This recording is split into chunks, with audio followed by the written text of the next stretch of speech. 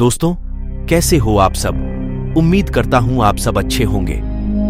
आज मैं हमारे सौरमंडल पर एक पूरी सीरीज की शुरुआत कर रहा हूं, जिसमें मैं आपको सोलर सिस्टम के सभी ग्रहों, उपग्रहों, बोने ग्रहों, एस्टेरॉयड बेल्ट और धूमकेतु आदि के बारे में विस्तार से बताऊंगा। जी हां, और आज की यह वीडियो इस सीरीज की पहली वीडियो है, जिसमें मैं आपको सौरमंडल और इसके फैलाव के बारे में बताऊंगा। तो बिना देरी किए चलिए शुरू करते हैं।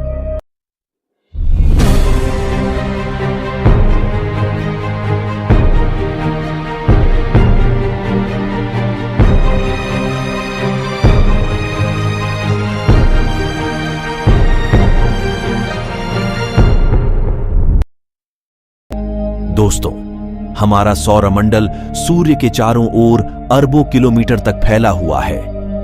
यह मिल्की वे गैलेक्सी के एक छोर पर गैलेक्सी के केंद्र के चारों ओर जिगजैग मोशन में चक्कर लगा रहा है।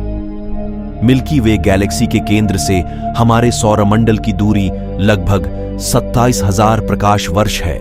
हमारा सोलर सिस्टम मिल्की वे गैलेक्सी के चारों ओर 230 किलोमीटर प्रति सेकंड की रफ्तार से जिगजैग मोशन में गति कर रहा है और गैलेक्सी का एक चक्कर लगाने में करीब 23 करोड़ साल लगाता है। इस समय अंतराल को गैलेक्टिक ईयर के नाम से भी जाना जाता है। चलिए सौरमंडल के मुख्य घटकों के बारे में बात करते हैं। सौरमंडल के मध्य में हमारा सूर्य स्थित है और यह हमारे सौरमंडल का सबसे बड़ा घटक है। यह सौरमंडल का 99.86% हिस्सा अपने में समाये हुए हैं। सौरमंडल का सेंटर ऑफ मास सूर्य के पास ही एग्जिस्ट करता है, इसलिए पूरा सौरमंडल सूर्य के चक्कर लगाता हुआ प्रतीत होता है। उसके बाद आता है सौरमंडल का पहला ग्रह बुध, जो कि एक रॉकी प्लेनेट है और यह हमारे सोलर सिस्टम का सबसे छोटा ग्रह है। यह एलिप्टिकल पाथ में सूर्य के चारों ओर चक्कर लगाता है। इसकी सूर्य से दूरी लगातार बदलती रहती है, जो कि 5 से 7 करोड़ किलोमीटर के बीच में रहती है। बुध ग्रह सूर्य का एक चक्कर लगाने में पृथ्वी के 88 दिनों के बराबर समय लेता है।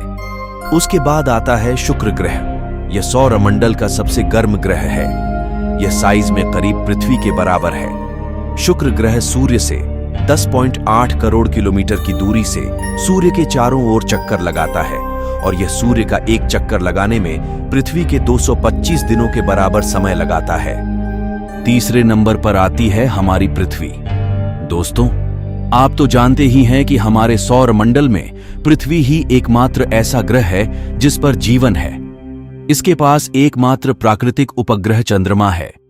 पृथ्वी सूर्य से करीब 15 करोड़ किलोमीटर दूरी पर सूर्य के चारों ओर चक्कर लगा रही है और यह सूर्य का एक चक्कर पूरा करने में 365 दिन और 6 घंटे का समय लेती है। उसके बाद चौथे नंबर का ग्रह मंगल आता है, जो कि साइज में पृथ्वी से आधा है और आयरन ऑक्साइड की मात्रा अधिक होने के कारण लाल रंग का दिखाई देता है। इसके पास 2 चांद है।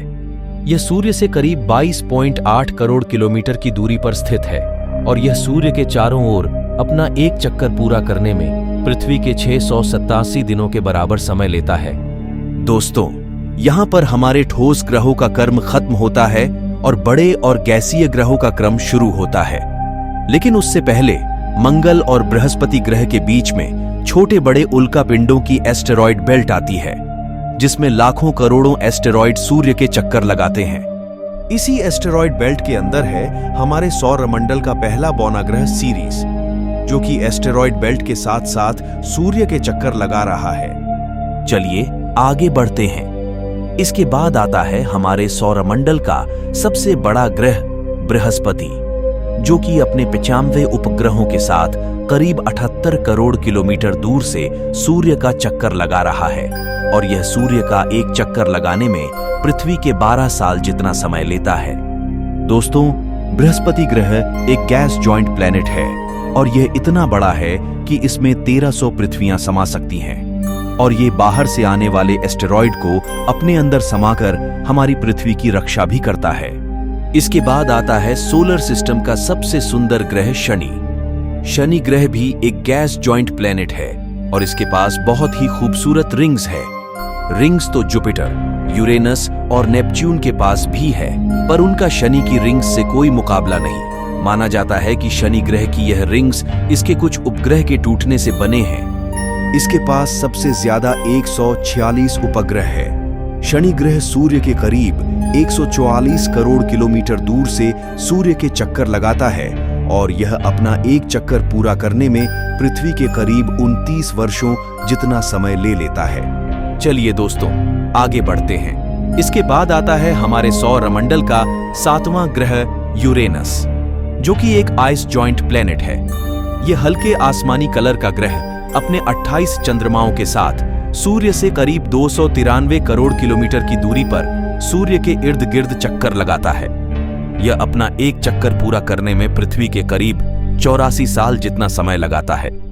इसके बाद आता है हमारे सौरमंडल का 8वां और आखिरी ग्रह नेपच्यून। यह भी एक आइस जॉइंट प्लेनेट है। इसके पास 16 चंद्रमा है।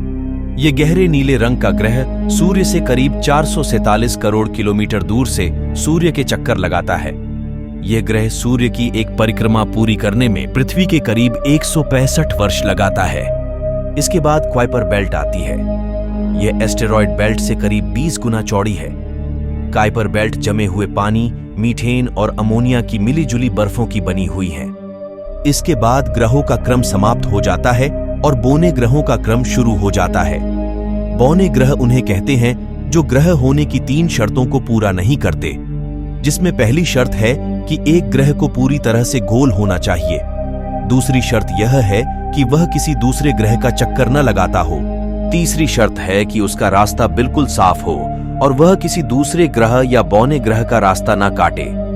लेकिन यह बौने ग्रह एक दूसरे का रास्ता भी काटते हैं और इनमें से ज्यादातर तो कुइपर बेल्ट में ही एस्टेरॉयड्स के साथ घूम रहे हैं और यह सभी एलिप्टिकल पाथ में सूर्य के चारों ओर चक्कर लगाते हैं। जैसे आर्कस, यह बौना ग्रह कुइपर बेल्ट में स्थित है, जो कि सूर्य से 453 करोड़ से लेकर 719 करोड़ किलोमीटर तक की दूरी से सूर्य का चक्कर लगा रहा है। इसे सूर्य का एक चक्कर लगाने में करीब 245 साल लग जाते हैं। इसके बाद आता है हमारा प्यारा प्लूटो। यह बौना ग्रह सूर्य से करीब 443 करोड़ किलोमीटर से लेकर 737 करोड़ किलोमीटर तक की दूरी से सूर्य का चक्कर लगाता है और यह अपना एक चक्कर पूरा करने में पृथ्वी के 248 साल का समय लेता है। इसके बाद आता है होमिया, जिसका आकार बिल्कुल अंडे जैसा है। होमिया के बारे में यह जानकर आपको हैरानी होगी कि उसके पास रिंग्स भी है और तो और 2 उपग्रह भी हैं। यह सूर्य से करीब 518 करोड़ किलोमीटर से लेकर 771 करोड़ किलोमीटर तक की दूरी से सूर्य के चक्कर लगाता है और अपना एक चक्कर पूरा करने में करीब 285 साल लगाता है। इसके बाद क्वाओर नाम का बौना ग्रह आता है, जिसकी सूर्य से एवरेज डिस्टेंस करीब 654 करोड़ किलोमीटर है और यह सूर्य का एक चक्कर पृथ्वी के 288 वर्षों में लगाता है। इसके बाद बौना ग्रह आता है मेकमेक। यह लाल रंग का बौना ग्रह सूर्य से करीब 570 करोड़ किलोमीटर से लेकर 789 करोड़ किलोमीटर तक की दूरी से सूर्य के इर्द गिर्द चक्कर लगाता है और यह सूर्य का एक चक्कर पूरा करने में करीब 305 पृथ्वी वर्ष लगाता है। चलिए आगे बढ़ते हैं। इसके बाद हमारे सौरमंडल का सबसे बड़ा बौना ग्रह एरिस आता है। यह सूर्य से 572 करोड़ किलोमीटर से लेकर 14.5 अरब किलोमीटर तक की दूरी से सूर्य के चारों ओर चक्कर लगाता है और यह सूर्य का एक चक्कर करीब 559 पृथ्वी वर्षों में लगाता है। इसके बाद गोंगोंग नाम का बौना ग्रह आता है। यह सूर्य से 505 करोड़ किलोमीटर से लेकर करीब 15 अरब किलोमीटर तक की दूरी से सूर्य के चक्कर लगाता है और यह सूर्य का एक चक्कर पृथ्वी के करीब 554 सालों में लगाता है। इसके बाद आता है सेडना। यह बौना ग्रह कुइपर बेल्ट से बाहर एग्जिस्ट करता है।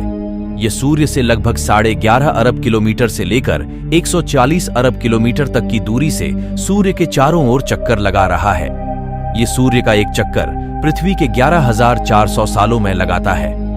इसके बाद आता है प्लैनेट 9। वैज्ञानिकों का अनुमान है कि हमारे सौरमंडल में 9वां ग्रह भी है, जो पृथ्वी से 10 से 15 गुना बड़ा है।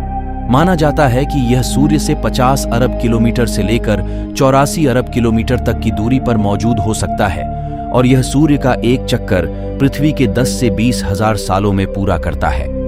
और अंत में सबसे दूर का बौना ग्रह दी गॉबलिन आता है। इसकी सूर्य से दूरी करीब 10 अरब किलोमीटर से लेकर 344 अरब किलोमीटर तक हो सकती है।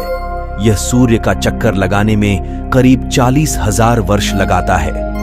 दोस्तों, यह वह मुख्य बौने ग्रह है जिनको वैज्ञानिकों ने स्टडी किया है। देखा जाए तो पता नहीं ऐसे कितने और बौने ग्रह इस समय दी गॉबलिन से भी ज्यादा दूरी से सूर्य के चक्कर लगा रहे हैं, जिनकी अभी तक खोज भी नहीं हुई। दोस्तों, अंत में हमारे सौरमंडल की आखिरी सीमा आती है, जिसे हम ऑट क्लाउड कहते हैं। इसका अंदरूनी हिस्सा सूर्य से 3 खरब किलोमीटर से लेकर करीब 7.5 खरब किलोमीटर तक फैला है, लेकिन इसका बाहरी हिस्सा 15 खरब किलोमीटर से लेकर 150 खरब किलोमीटर तक हो सकता है। यह धूमकेतुओं से भरा बादल है। इसके बाद सूर्य की गुरुत्वाकर्षण शक्ति काम करना बंद कर देती है।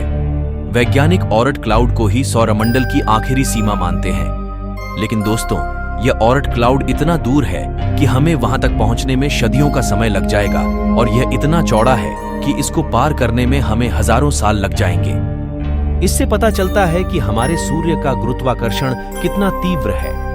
यह ट्रिलियन ऑफ ऑब्जेक्ट्स को अपने साथ बांधे रखता है और हमारी मिल्की वे गैलेक्सी के चारों ओर चक्कर लगाता रहता है। दोस्तों, इसका पार्ट 2 मैं जल्द ही लेकर आ रहा हूं, जिसमें मैं आपको बताऊंगा कि हमारे इस सौरमंडल का निर्माण कैसे हुआ, कैसे सूर्य बना, कैसे ग्रह अस्तित्व में आए। आशा करता हूं आप लोगों को यह वीडियो पसंद आया होगा। इस वीडियो को लाइक कीजिएगा, शेयर कीजिएगा और मेरे चैनल को सब्सक्राइब जरूर कीजिएगा। धन्यवाद।